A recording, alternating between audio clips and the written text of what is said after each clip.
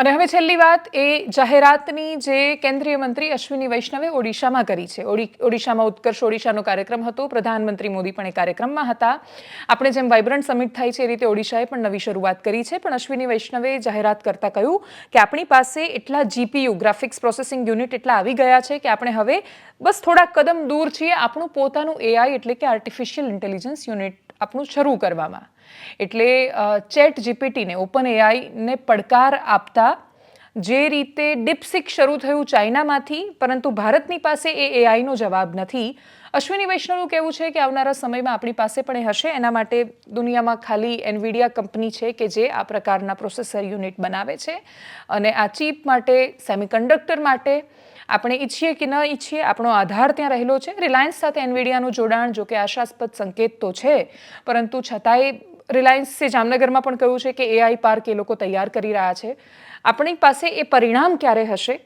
એ પરિણામ જેમ ડીપસીક આવતાની સાથે એણે બધાને ચોંકાવી દીધા કે આટલા ઓછા રૂપિયામાં ચેટ જીપીટી કે પછી જેમિનાઈને પડકાર આપી શકે એવું સોફ્ટવેર ચાઇનાએ કેવી રીતે આટલા ઝડપથી બનાવી દીધું?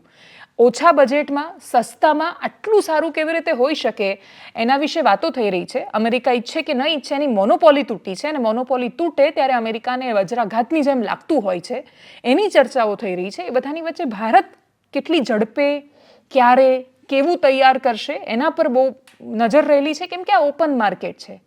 કસ્ટમરની પાસે જ્યારે ચોઈસ હોય ત્યારે નેશનલિઝમ નથી જોતા મોટા ભાગે. એને વસ્તુ જોઈએ છે, સસ્તી ને સારી વસ્તુ જોઈએ છે. ભારત આપી શકશે પોતાના જ બજારને એ પ્રોડક્ટ્સ, એના પર નજર રહેવાની છે. સૌથી પહેલા અશ્વિની વૈષ્ણવની એ વાતોને સાંભળીએ જે એમણે કહી છે. And very happy to say that against 10,000 GPU, which was our target, we have actually empaneled 18,693 GPUs. 18,693 GPUs, and very happy again to share with you that 12,896 GPUs are H100,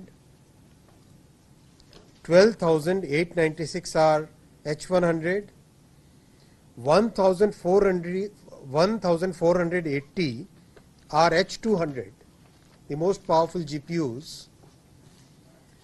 742 GPUs are MI325 and MI300X. Overall, net high-end GPUs अपने पास 15,000 आ गए हैं in this entire process. High-end GPUs 15,000 आ गए हैं in this entire process. Just to give you context, DeepSeek was trained on 2,000 GPUs, right? We have now 15,000 high-end GPUs. The ChatGPT version 4 was trained on about 25,000 GPUs. અપેક્ષા રાખીએ કે આપણો દેશ કે જે research and ડેવલપમેન્ટમાં વધારે રૂપિયા નથી વાપરતો, આપણા દેશના પ્રાઇવેટ પ્લેયર્સ કે જેમની પાસે અબજો કરોડની સંપત્તિ છે, પરંતુ છતાંય આખી દુનિયામાં પોતાનો પ્રભાવ અને પ્રભુત્વ છોડી શકે, છાપ છોડી શકે એ પ્રકારની પ્રોડક્ટ્સ આપણે દુનિયાને નથી આપી શક્યા. આજે પણ દુનિયામાં આપણું ખાસા હદે નિયંત્રણ હોય, સોફ્ટવેરની બાબતમાં એટલા શક્તિશાળી આપણે નથી. ઓપન એઆઈના ફાઉન્ડર સીઈઓ જ્યારે અહીંયા આવ્યા હતા ઇકોનોમિક ટાઈમ્સની ઇવેન્ટમાં 2023માં, એમને પ્રશ્ન પૂછવામાં આવ્યો કે શું ભારતના 3 સોફ્ટવેર એન્જિનિયર ભેગા થઈને આ પ્રકારનું સ્ટાર્ટઅપ લોન્ચ કરી શકે જે તમને પડકાર આપશે? એણે હોપલેસ એવો જવાબ આપ્યો હતો. જે વાતને એમણે હોપલેસ કહી હતી કે ના એવું શક્ય જ નથી, આટલા ઓછા પૈસામાં નહીં કરી શકો, એ જવાબ એમને ચાઇનાથી મળ્યો છે. અને એમના બોલાયેલા અથવા એમના ઘમંડને તોડતો એ જવાબ છે કે એટલા ઓછા બજેટમાં ચાઇનાએ એ શરૂઆત કરી છે. પરંતુ ભારત એમાં ખાસું પાછળ છે.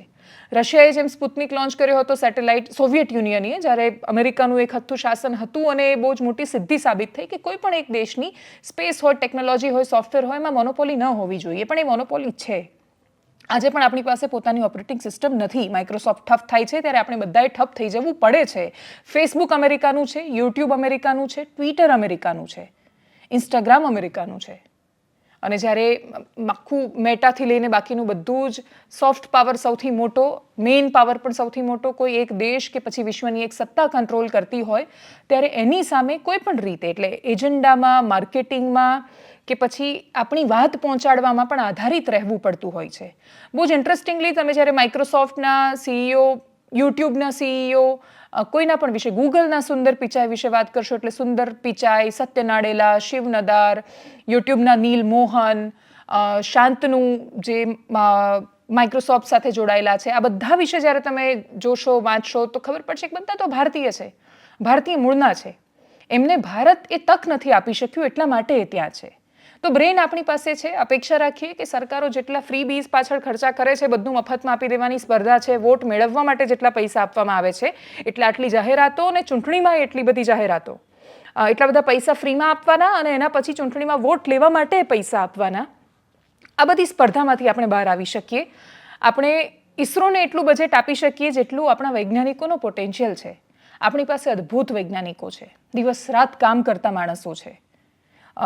આપણું અહીંયા જે સ્પેસ એપ્લિકેશન સેન્ટર છે એના નિલેશ એમ દેસાઈ જે ત્યાંના હેડ છે, એમના સાથેના ઇન્ટરવ્યૂનું ઘણીવાર ઉદાહરણ આપું છું કે નાનકડો મોબાઈલ અને 18 કલાક સુધી દરરોજ કામ, રવિવારે પણ કામ, સતત કામ કર્યા પછી આપણે ક્યાંક પહોંચીએ છીએ. એ લોકો ડિઝર્વ કરે છે એટલું બજેટ કે જે એમને મળવું જોઈએ, જેથી એ ટકી શકે દુનિયાની સામે. તો આપણો દેશ આ બધી વાતોમાં પણ બજેટ ખર્ચી શકે એવી અપેક્ષા રહેવાની છે. બજેટ પણ આવવાનું છે. શું અપેક્ષાઓ છે તમારી એ પણ કોમેન્ટ બોક્સમાં ચોક્કસથી જણાવજો. એનાલિસિસમાં અત્યારે બસ આટલું જ. જો આપ અમને યુટ્યુબ પર જોઈ રહ્યા છો તો સબસ્ક્રાઇબ કરો, ફેસબુક પર જોઈ રહ્યા છો તો ફોલો કરો, અમારા વિડીયોને શેર કરો. અને સૌથી મહત્વની વાત, દેશ આપણા થકી બને છે, એને ગંદો ન કરીએ, રસ્તા પર કચરો ન ફેંકીએ, થૂંકવાનું બંધ કરીએ. નમસ્કાર.